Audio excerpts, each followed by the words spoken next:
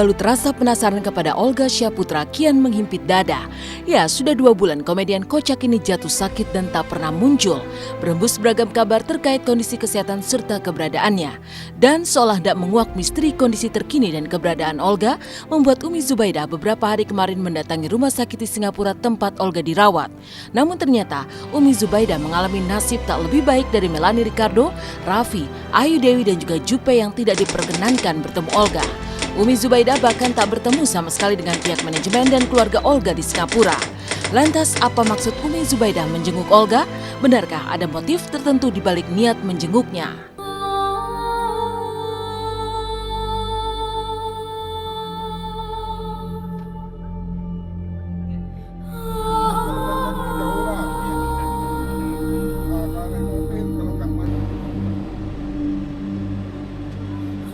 Bahwa Nak Olga masih di ICU.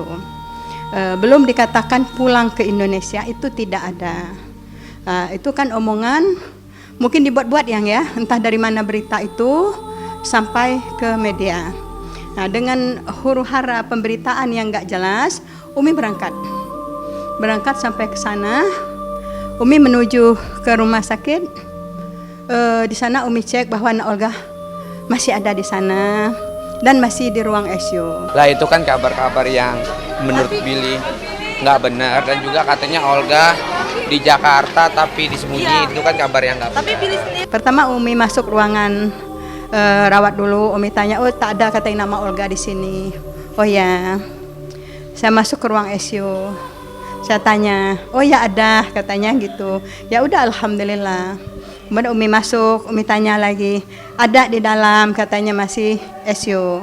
Umi nggak tanya begini-begini, sayang itu nggak mungkin, itu rumah sakit kode etik dia kan, nggak mungkin kita tanya apapun, nggak mungkin. Yang penting alhamdulillah Nak Olga ada di sana dan keadaan stabil dari layar monitor. Kan itu yang kita inginkan, sayang cukup. Nggak ketemu kan saya. Waktu di Singapura itu nggak ketemu Olganya, tapi saya di tempat yang sama, di tempat di mana Olga ada di situ. Ketat dari pihak rumah sakitnya memang tidak membolehkan. Kalau dari Maveranya mah boleh, dari keluarga mah boleh banget.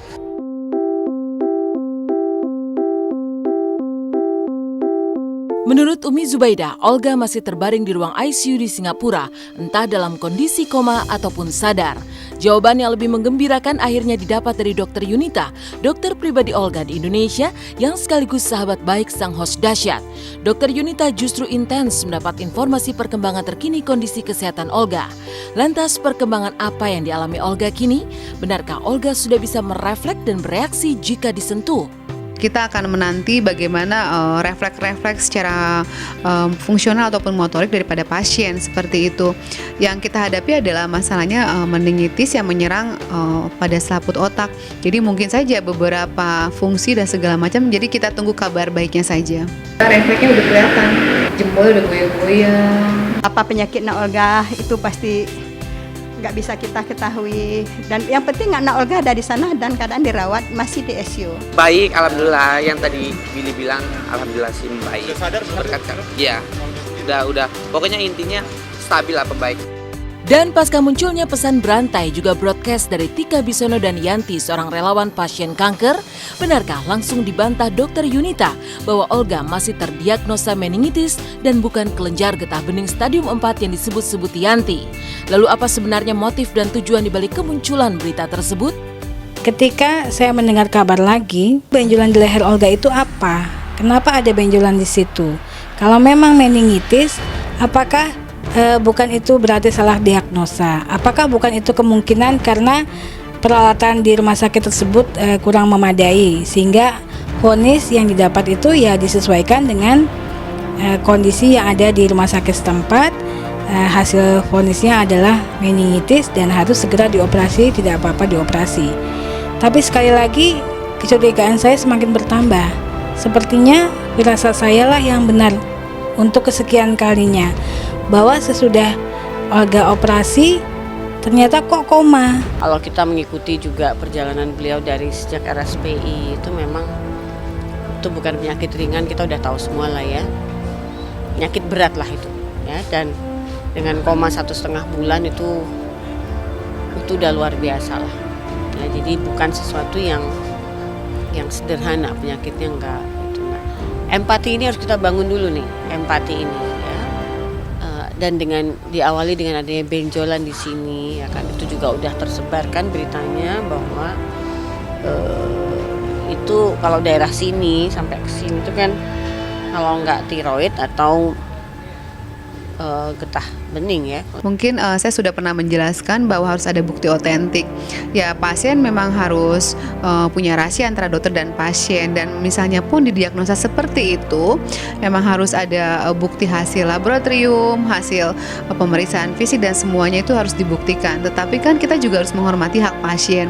Jadi untuk sementara ini memang yang terjadi memang meningitis. Tak hanya Olga didera sakit, mendiang istri UJ, Pipik Dian Irawati juga masih menjalani perawatan di rumah sakit dan belum diperbolehkan pulang.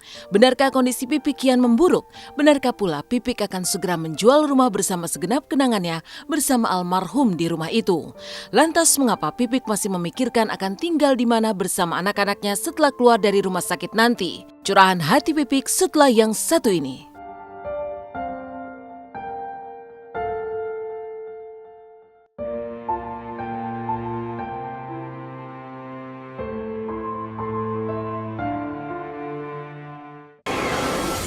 Kondisi kesehatan Olga kini sudah mengalami kemajuan. Kabarnya, sang komedian sekaligus host dahsyat itu sudah bisa merefleksikan sentuhan. Berbeda dengan kondisi Olga, bagaimanakah dengan kondisi istri almarhum UJ, Pipik Dian Irawati? Benarkah Pipik belum pulih dan belum diperbolehkan pulang? Lalu bagaimana dengan keputusannya menjual rumah yang memiliki banyak kenangan dengan mendiang suaminya itu? Benarkah hingga kini Pipik belum mengetahui akan tinggal di mana bersama keempat buah hatinya?